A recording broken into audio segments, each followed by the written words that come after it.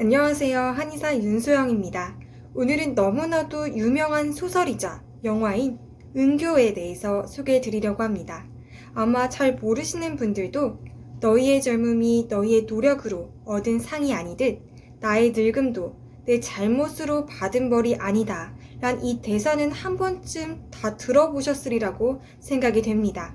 개인적으로 저는 이 영화 또 소설을 보고 읽는 것이 꽤나 힘겹게 느껴졌는데요.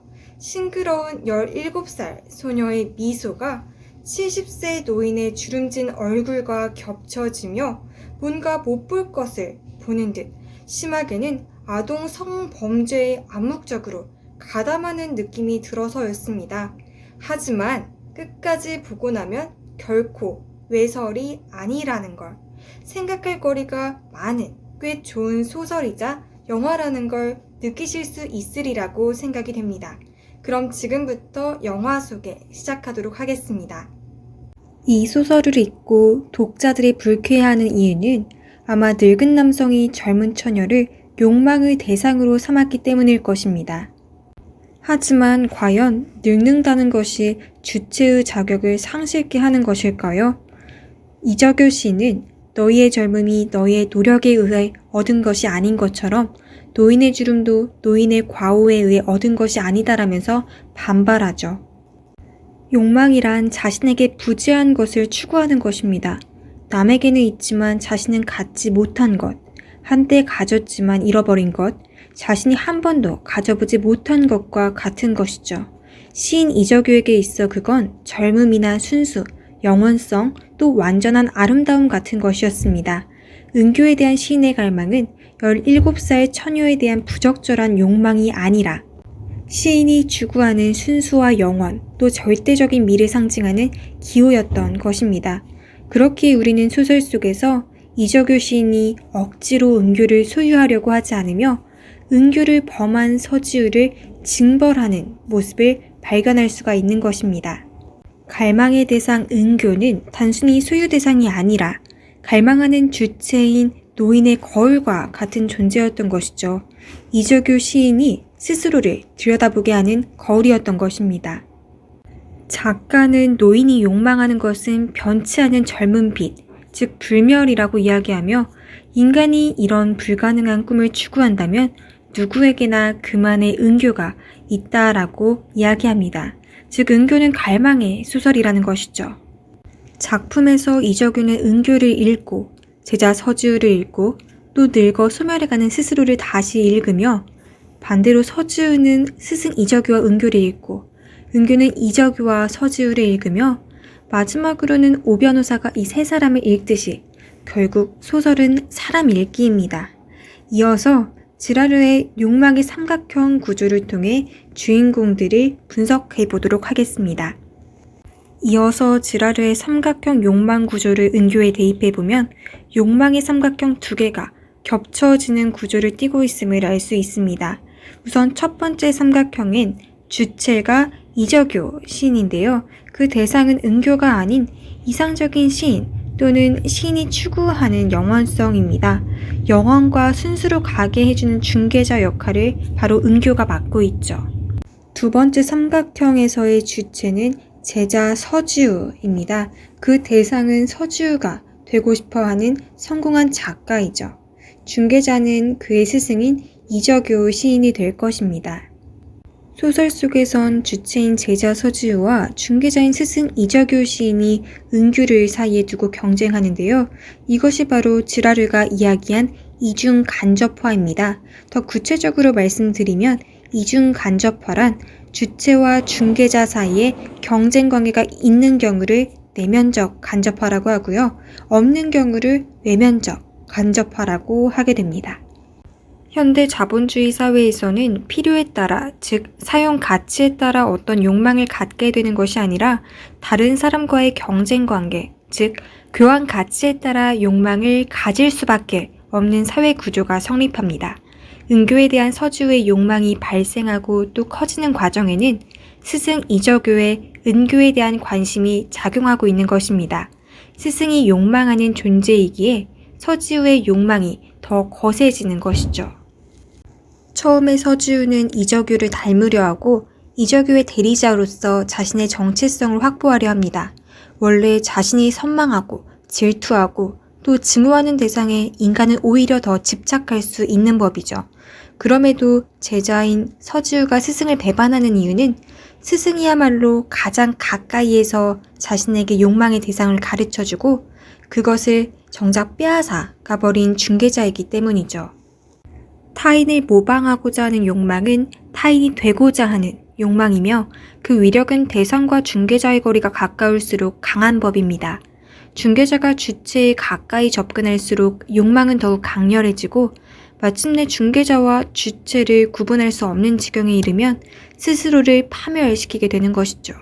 결국 이름을 빌려주고 영혼을 팔아버린 서지우는 베스트셀러 작가라는 가짜 자기 자신을 지키기 위해 중개자를 모방하는 것이 아니라 중개자로부터 도둑질을 하는 것입니다. 영화에는 사실 이적유 신과 제자 서지우를 주체로 하는 욕망의 삼각형 이외에도 숨겨진 욕망의 삼각형이 하나 더 존재합니다. 은교, 즉 시인의 꿈을 가진 이 은교를 주체로 하는 욕망의 삼각형이 바로 그것인데요. 은교가 쓴 혹은 아직 쓰여지지 않은 시를 대상으로 하며 시를 가르친 이적유 시인이 바로 중개자이죠. 모든 글들이 사라진 지점에서 또 시인과 소설가가 죽어나간 지점에서 시를 통해 불멸에 도달하려 했던 한 시인을 대신하여 어린 독자 은교의 불멸의 노래가 탄생할지도 모르는 일인 것입니다. 변호사에게 자신이 시를 쓰고 있다고 말하는 은교, 이적유의 시를 읽고 이적유라는 시인을 읽던 독자 은교가 읽기에서 쓰기로 나아가면서 자신도 모르던 꿈, 즉 시인이 되는 것을 발견하게 되는 것입니다. 은교라는 처녀는 이제 단지 남성들의 욕망의 대상이 아니라 스스로 하나의 주체로 올라설 수 있는 가능성을 간직한 존재가 된 것입니다. 소설을 다 읽고 난 후 누군가에겐 17소녀와 70노인의 비상식적인 사랑 이야기일 뿐인 또 누군가에겐 그저 스승과 제자의 죽음으로 끝난 비극적인 이야기일 뿐인 이 은교에 대한 제 감상이 바꿔진 이유는 바로 시인의 비극적 죽음이 인간의 한계를 보여준 것이 아니라 그 한계를 초월하려는 인간의 꿈과 의지를 보여주었기 때문이었습니다. 비극의 영웅은 죽었지만 실패하지 않았다랄까요?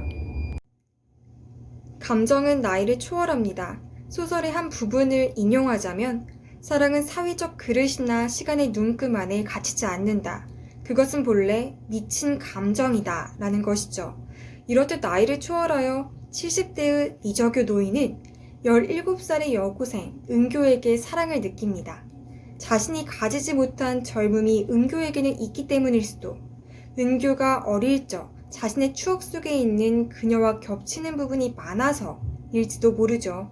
아니면 은교의 새하얀 살결에 끌리는 변태적인 감정 때문이거나 단순히 욕정을 채우고 싶어서일 수도, 또 은교와 관계를 맺은 자신의 제자 서지우에게 강한 질투심을 느꼈기 때문인지도 모릅니다. 어찌되었던 이 모든 것들이 은교를 향한 이적유의 사랑에 대한 이유가 될 수 있는 것입니다. 은교와 관련된 그 모든 사항들이 이적유에게 있어 은교를 사랑할 수밖에 없는 이유가 되는 것이죠. 사랑과 육체, 아마도 은교가 우리들에게 던지는 큰 질문들 중에 하나일 텐데요. 남자의 경우 처음엔 정욕에 이끌려 여자를 만나지만 나중엔 그 정욕이라는 감각이 영혼이라는 사랑으로 바뀌는 동물입니다. 참된 연애란 남녀 불문하고 영혼으로 시작된다고 믿는 저처럼 이적유 시인 역시 한평생을 플라토닉 러브 같은 정서적인, 정신적인 교감을 중요시하며 살아왔지만 막상 은교의 몸을 보는 순간 이러한 자신의 관념이 얼마나 실체가 없는 것이었는지를 깨닫게 되죠. 그도 남자였기 때문에.